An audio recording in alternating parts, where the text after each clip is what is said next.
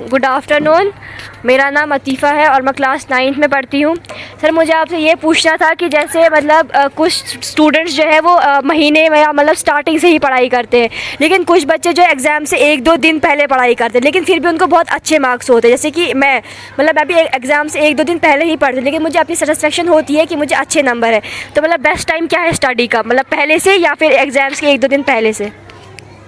अच्छा सवाल था इसका। पहले आपको इस सवाल का जवाब मैं ऑलरेडी दे चुका हूँ, अगर आपने लास्ट वीडियो देखी होगी हमारी। इसने कहा कि कुछ बच्चे सिर्फ एग्ज़ाम्स के टाइम पढ़ते हैं और उनके मार्क्स अच्छे आते हैं और ख़ुद भी ऐसा करती है। लेकिन अगर मैं आप सबकी बात करूँ तो एग्ज़ाम्स जो हैं साल में या एफएज़ जो हैं हमारे या समेटिव हैं, ये टाइम टू टाइम आते हैं, महीने बाद, 1.5 महीने बाद। तो हर दिन जो आप पढ़ते हो उसको अगर आप घर में रिवाइज़ कर लेते हो, वो तो आपके लिए आसान है ना। और आप एक ही दिन या 2 दिन या 1 रात 2 रात इकट्ठा बैठ के पढ़ते हो, तो अपने आप पे ज़्यादा प्रेशर डालना हुआ। हर दिन जब आप थोड़ा थोड़ा पढ़ोगे, इससे आपके ऊपर बर्डन नहीं पड़ता है। और हो सकता है आपके पास इतना कैलिबर है कि आप एक ही दिन में या 1 रात में उसको पढ़ सकते हो। लेकिन उसी रात को अगर आप बीमार हो गए, उसी रात को या उसी दिन में आप किसी परेशानी का शिकार होते हो, तो नेचुरल सी बात है पढ़ नहीं पाओगे। तो आपको ये अपने अंदर ये थोड़ा सा गुरूर होगा कि मैं एक दिन में 1 रात में पढ़ के इस एग्ज़ाम्स को पास कर लूँगी। लेकिन एट द एंड क्या होगा, आप फेल हो जाओगे। तो बेटर ये है कि आप जिस दिन जो आपको पढ़ाया जाता है उस दिन वो रिवाइज़ करो, तो अपने ऊपर बर्डन लेने की ज़रूरत ही नहीं है। तो मुझे लगता है आपको आपका जवाब मिल गया होगा।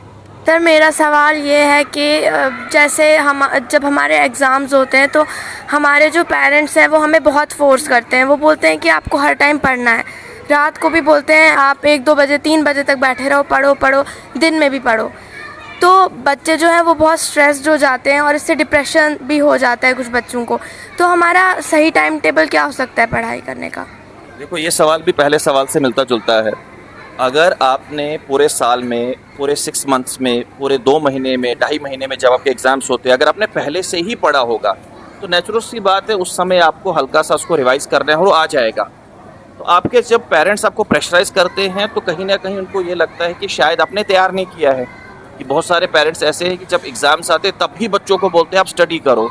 वो आम दिनों में जब आप घर जाते हो तो बहुत सारे पेरेंट्स ऐसे हैं, वो अपने बच्चों को ये पूछते नहीं हैं कि आपने आज क्या पढ़ा, कल क्या पढ़ा, परसों क्या पढ़ा। या जब संडेज़ आते हैं तो उस कंटेंट को रिवाइज़ करने के लिए नहीं कहते हैं। फिर जब एग्ज़ाम्स आते हैं तो उनको प्रेशराइज़ करते हैं कि अब पढ़ो। तो नेचुरल सी बात है उस समय वो प्रेशराइज़ करेंगे आपको। लेकिन अगर वही माँ बाप आपको देख रहे हैं कि आप हर दिन पढ़ रहे हो, तो नेचुरल सी बात है उस दिन उनको ये यकीन होगा कि हमारे बच्चे को पूरी तैयारी है। तो उस दिन वो आपको प्रेशराइज़ नहीं करेंगे और अल्टीमेटली आप जो है एंजाइटी या डिप्रेशन का शिकार भी नहीं होंगे।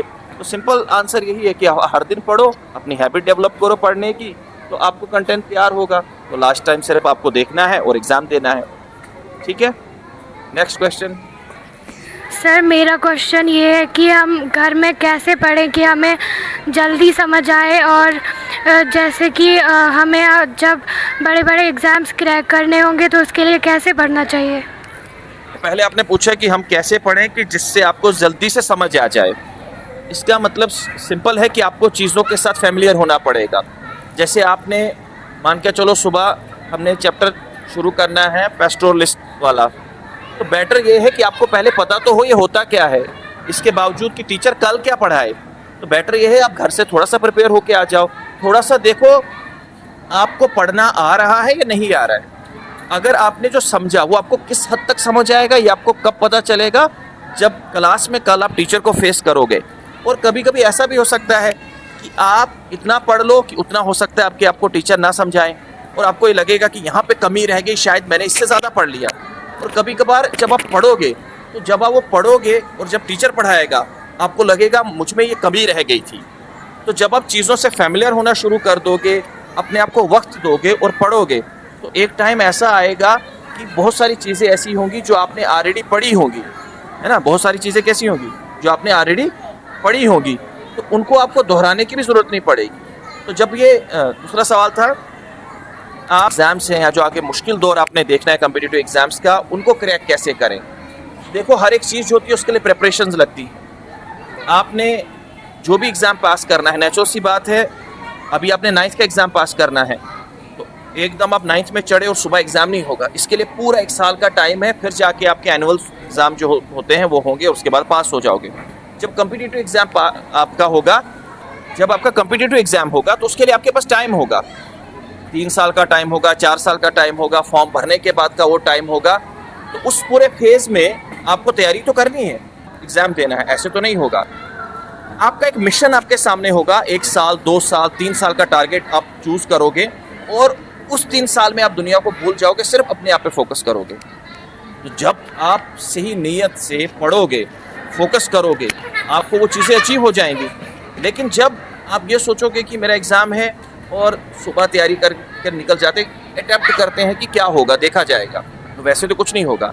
आप जब एक ज़िंदगी में अपना एम रखोगे, उस पर काम करोगे, आज नहीं पढ़ा तो कोई बात नहीं, कल पढ़ेंगे, कल नहीं तो परसों, लेकिन आप एक दिन पढ़ोगे, उसके बाद साल भर किताब को नहीं देखोगे, तो नेचुरल सी बात है आप वो सपने साकार नहीं कर पाओगे। तो जो भी आप अपना एम रखोगे, मिशन रखोगे, उस पर फोकस करो और कुछ भी हो उसी पे डटे रहो, जब तक वो आप अचीव ना कर लो।